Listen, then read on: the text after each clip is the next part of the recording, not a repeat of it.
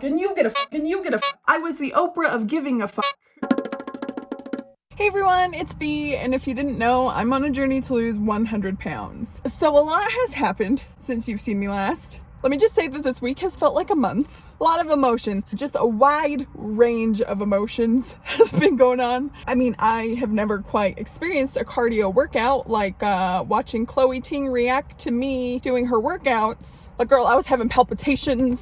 I needed a defibrillator twice. I died, deceased, gone, dunzo, dead. But also, like, there's those highs where you're so super happy and then it kind of hits you. There are 50,000 people watching now, and that's really scary. I had filmed a whole video before talking about confidence, and I don't know, I got in this weird space where I was kind of scared to film, so I like wrote out an entire script, and that's not what I do here. Like, you know, if I'm talking about a certain topic, like I'll write like bullet points so I stay on track. I don't sit there and write word for word what I'm gonna say. My whole point of like doing this was to document my journey. I got like a little bit scared to do that. So this morning I kind of had a breakdown. You know, I was like, can I do this? I deleted the whole video that I had previously made. I took a shower, you know, the kind of shower that you take when you sit in the shower and you don't actually clean yourself. You just sit there and contemplate your life. And then I got ready and I got in my car and I wrote down the weights that I needed to remember on my arm. And then here I am in front of a Bed Bath & Beyond, completely freeballing it. So I'm sorry if this video gets rambly or it doesn't make no sense. Because my brain is just like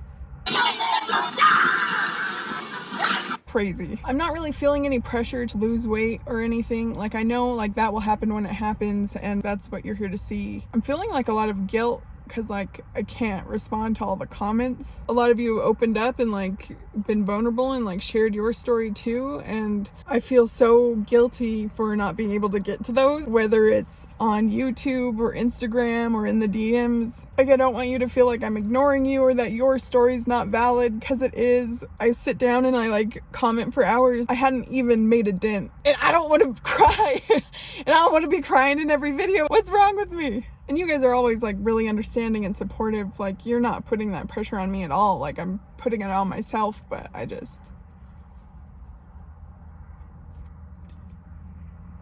you know, that sucks. Okay, let's collect ourselves. Collect. I wanted to talk about confidence in this video. And what better time than when I'm not feeling confident at all. But really quickly, just to like kind of get it out of the way, let's talk about the weight I lost this week. You guys know that I was trying to do a maintenance week last week. I failed miserably. Last week I weighed 232.6 pounds. And then on Monday when I stepped on the scale, I weighed 229.8 pounds. So that means that I lost 2.8 pounds, which brings my grand total to 22.6 pounds, which is completely awesome. That means I'm past that 20-pound mile mark, and I'm stoked. I'm happy. I just, you know, I did set out to maintain that week, and I do wholeheartedly believe in the value of having maintenance weeks to preserve your metabolism and keep it from slowing. But like, I failed this week. I just wasn't as hungry. I think the anxiety kind of contributed to my lack of appetite. Just in the future, I'm going to be eating more calorically dense meals on maintenance week, just so that like I can actually maintain. It's not really too big of a deal to miss one when I'm just starting out in my journey, just because like I do have so much weight to lose, but it's something that I would like to do in order to make my results something that will stick long term. I'm thinking when I'm at goal how important my metabolism is going to be, so I'm trying to make sure for the life of me to keep it intact. Because once I do all this, I don't want to do it again. I want to get to a good place and stay there. But even though I've been having like serious bouts of anxiety these past few days, I've been pretty proud of the way I've been dealing with it. Something inside of me just like clicked. I'm not turning to food for the answer. I had mentioned binge eating in the past, and you know, every time something gets disrupted, every time there's a change to my life, I feel like I need to have all the food around me. I don't know what it is about this journey. I don't know if it's because like I have so many people watching me that I don't want to let down, or if, why am I crying again? What the fuck? Oh my God. Okay. I don't know if it's because I have so many people watching me or I actually have healed myself in some way. I honestly couldn't tell you. I just know that I'm dealing with things a whole lot better. And exercising has really, really, really, really helped. This dance challenge could not have come at a better time because the workouts are so fun, and it's like there's no way that you can't look like a goober while you're doing these. Like, there's no way, unless you're like the fitness marshal himself. Like, I look like the goddamn Hot Mess Express. You are a wild cowgirl. It's just so fun, and it gets me out of my head, and it makes me realize how silly everything is. I'm not going to take myself too seriously, and it's whatever. You can still join just because you missed the first couple of days. It doesn't really matter. I try to keep everything relaxed, like nothing is rigid here. Except for my nerves. The playlists are in the playlist section on my channel. You can use the hashtag get up off of that thing 21 day. I just forgot my own hashtag. Hold on. Damn it! I knew making it this long would make it hard. You could use the hashtag get up off of that thing 21 day dance challenge on Instagram, and I love going through those every day and seeing like where you guys are at, seeing you guys dancing, seeing you guys sweaty as hell, cause same girl, same. Sorry, my phone ran out of storage and I had to come back home and offload some files. But on the way home, we listened to Kanye West's music. Try to name an individual, dead or alive, that has more self-confidence than Yeezy. You can't. So yeah, I'm feeling a little bit more capable to talk about this next subject, which is confidence, because in the comments, a common theme, whether it's like, someone talking about how they feel personally or asking me straight out, people are wondering how I feel comfortable enough with myself to put my journey out there on the internet.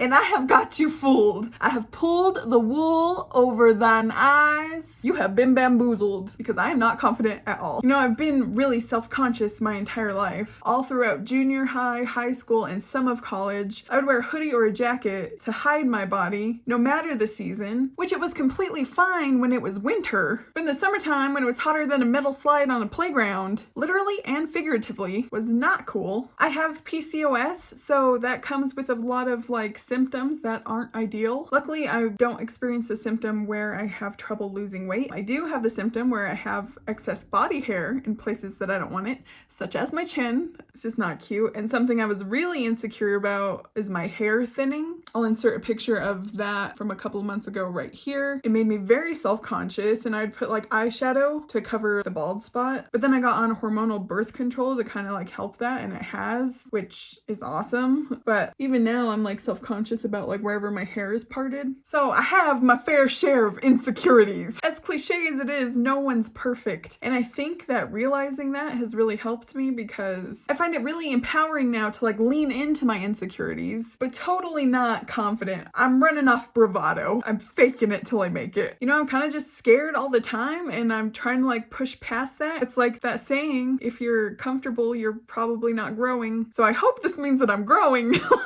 I'm adjusting to change, not only as far as my weight loss journey, but as far as socially putting myself out there more. So I was kind of thinking about some of the things that have led to me being able to put my journey out there. Number one is science. I loved biology, physics, chemistry, all of that. Basically anything STEM related, I loved. I actually finished 2 years of a pre-med program before I switched over to art. But saying that to say, the way that I'm approaching my weight loss, as far as the results go and the way that I deal with the results, I'm treating it like an experiment. My emotions are not tied up in the results. For example, in one video I talk about how my aim was to lose 2 pounds that week, and the results were only less than a pound. And while I was expecting a certain outcome, I'm just treating it like data. I'm not treating it as some kind of indication of my worth, if that makes any sense. The second thing that really helped me with my body image was art. I've drawn, painted, sculpted, anything creative my whole entire life. I decided to pursue it seriously in college and go for graphic design, and I work as a professional graphic designer now. I had drawn people my entire life. I love the human form. The references for my drawings for a lot of things came from Google. And when you're Googling people to draw, a lot of what comes up is,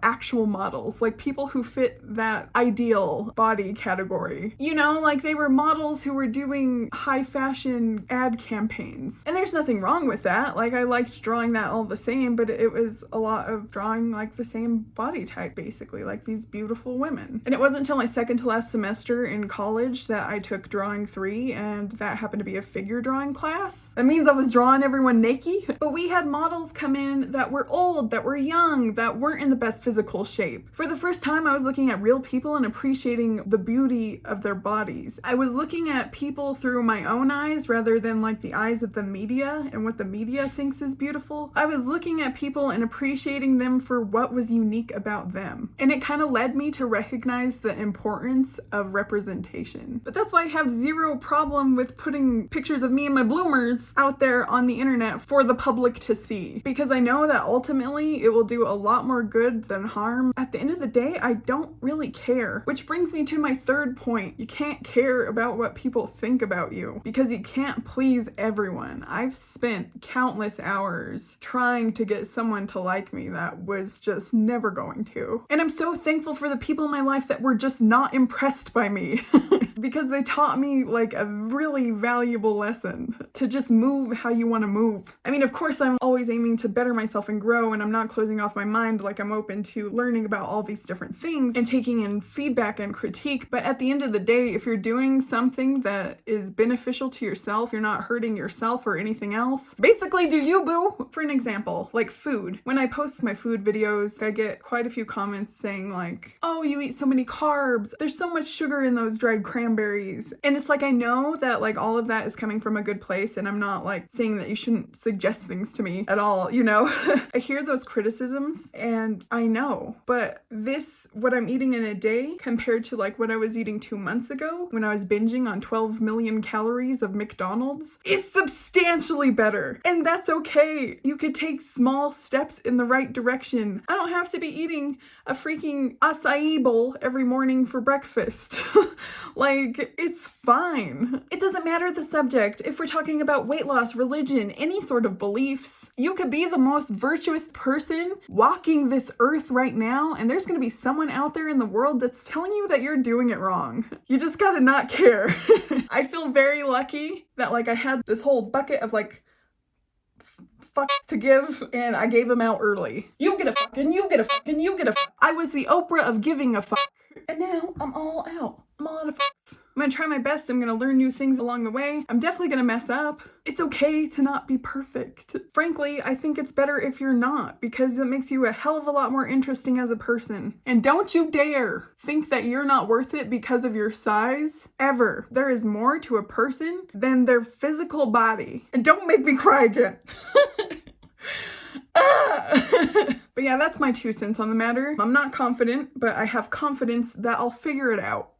I feel like I was waving my arms around a lot. Damn it! But anyway, I hope that was tolerable to follow. Like, I kind of got on a rant. But anyways, guys, if you like this video or any of my other stuff and you want to support the struggle, please remember to subscribe and hit that notification bell, because I'm not gonna give up. Hell no. We've gone too far to only come this far. But seriously, guys, thank you so much for watching. Bye!